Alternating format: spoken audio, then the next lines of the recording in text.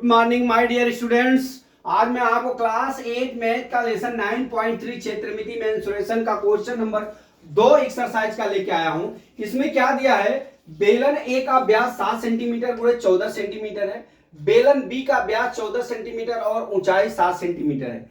परिकल्पना कीजिए किए बिना क्या आप बता सकते हैं कि इन दोनों में आयतन किसका अधिक है। दोनों बेलनों का आयतन ज्ञात करते हुए इसका सत्यापन कीजिए कि जांच कीजिए कि क्या अधिक आयतन वाले बेलन का पृष्ठीय क्षेत्रफल अधिक है। ठीक है, तो यहां पे क्या दिया है, बेलन ए का व्यास 7 सेंटीमीटर गुणे 14 सेंटीमीटर है, बेलन बी का व्यास 14 सेंटीमीटर और ऊंचाई 7 सेंटीमीटर दिया। ठीक है, अब परिकल्पना किए बिना क्या आप बता सकते हैं कि इन दोनों में आयतन किसका अधिक है। दोनों बेलनों का आयतन ज्ञात कीजिए करते हुए इसका सत्यापन कीजिए कि जांच कीजिए कि क्या अधिक आयतन वाले बेलन का पृष्ठीय क्षेत्रफल अधिक होगा। ठीक है, तो आप यहां पे देख लीजिए, दो फिगर बना हुआ है ए और बी। ठीक है, फिगर ए का जो है, ए का व्यास 7 सेंटीमीटर और ऊंचाई 14 सेंटीमीटर दिया है, और बी का जो है व्यास 14 सेंटीमीटर और ऊंचाई कितना दिया हुआ है, 7 सेंटीमीटर दिया हुआ। ठीक है, तो हम क्या निकाल लेते हैं, पहले बेलन ए का आयतन निकाल लेते हैं। ठीक है, यहां लिखते हैं बेलन ए का आयतन बराबर होता है हमारा पाई आर स्क्वायर एच होता है। ठीक है, अब देख लीजिए हमारा आर बराबर क्या हो जाएगा, हमारा दिया क्या है, हमारा 2r बराबर हमारा 2r बराबर दिया है कितना, 7 सेंटीमीटर।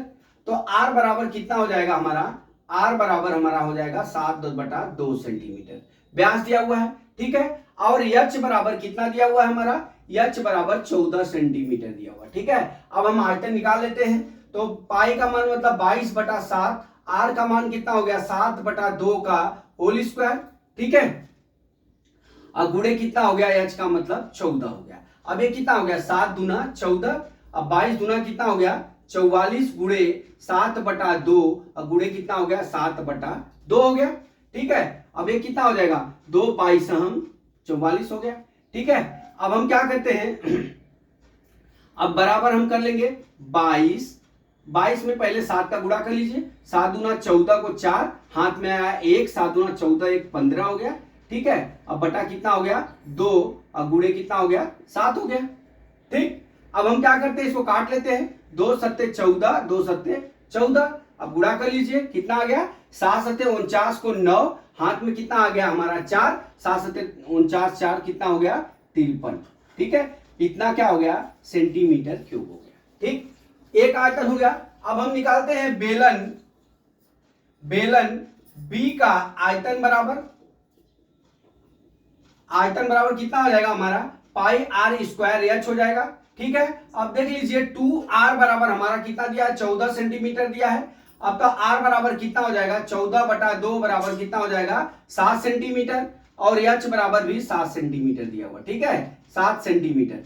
अब हम मान रख लेते हैं बराबर 22/7 गुणे r का मान कितना हो गया 7 गुणे 7 हो जाएगा, और गुणे कितना है ऊंचाई 7 सेंटीमीटर।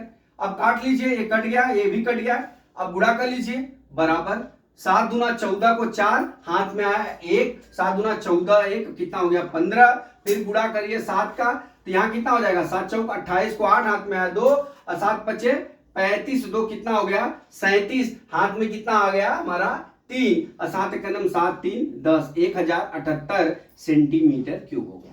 अब यहाँ पे देख लीजिए हमारा जो आयतन है ना, ए का आयतन जो है, ए का आयतन 539 आया है, और बी का आयतन कितना आया है हमारा 1078 आया। इसलिए हम लिखेंगे बी बेलन का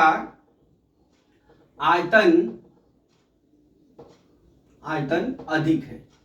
ठीक है, अधिक है। अब अधिक हो गया, अब हमको क्या निकालना है, अब बेलन का पृष्ठीय क्षेत्रफल निकालना है। क्या क्या निकालना है, पृष्ठीय क्षेत्रफल निकालना है। तो अब हम निकालते हैं बेलन ए का पृष्ठीय क्षेत्रफल, यहां निकाल लेते हैं। यहां पे लिखिए बेलन ए का पृष्ठीय क्षेत्रफल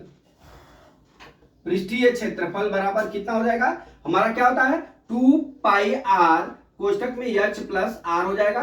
ठीक है, अब यहां पे देख लीजिए 2 गुणे 22/7, आर का मान कितना आ गया, पहले के लिए आर का मान हो गया हमारा कितना 7/2 कोष्टक में गुणे कोष्टक में 7 h का मान कितना दिया है 14 और प्लस कितना हो गया 7/2 हो गया। अब देख लीजिए यहां से 7 से 7 कट गया, 2 से 2 कट गया, ठीक है, बराबर कितना हो गया हमारा बराबर 22 कोष्टक में। अब लघुत्तम ले लीजिए एक, तो 14 दूना 28, 28 और प्लस कितना हो जाएगा हमारा 7 हो जाएगा, टोटल बटा 2 हो गया। अब यहाँ देख लीजिए 22 गुणे कितना हो गया 35 डिवाइड बाई 2 हो गया। अब यहाँ 11 हो गया, गुणा कर लीजिए 11 55 को 5 हाथ में आया, 5 11 यहाँ 33 5 कितना हो गया 38, 300 कितना आ गया बराबर 385 कितना आ गया 385 सेंटीमीटर स्क्वायर हो गया। ठीक है, ये आ गया बेलन ए का पृष्ठीय क्षेत्रफल। ठीक है, अब हम यहाँ पे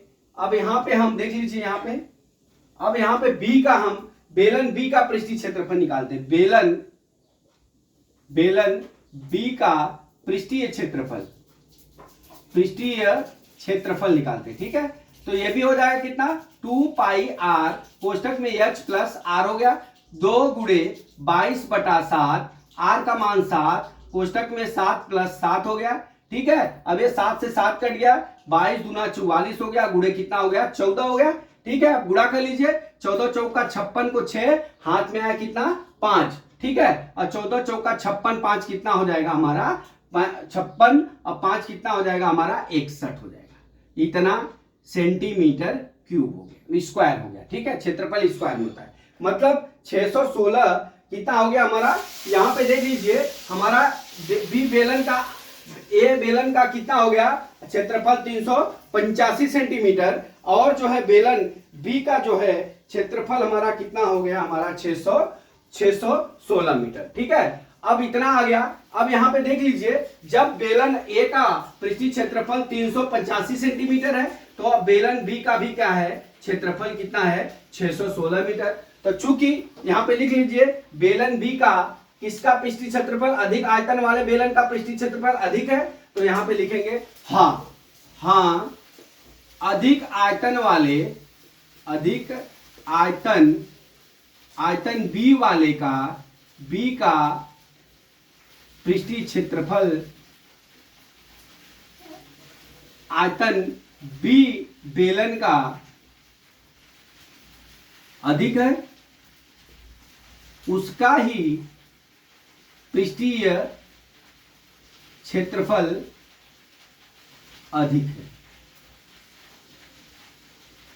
ठीक है दोस्तों, अब हम आपको वापस रिवीजन करवा देता हूं एक बार। इसमें कुछ करना नहीं था, इसमें अपना क्या दिया है दो तरह से बेलन दिया है, एक बेलन दिया है, एक बी बेलन दिया है।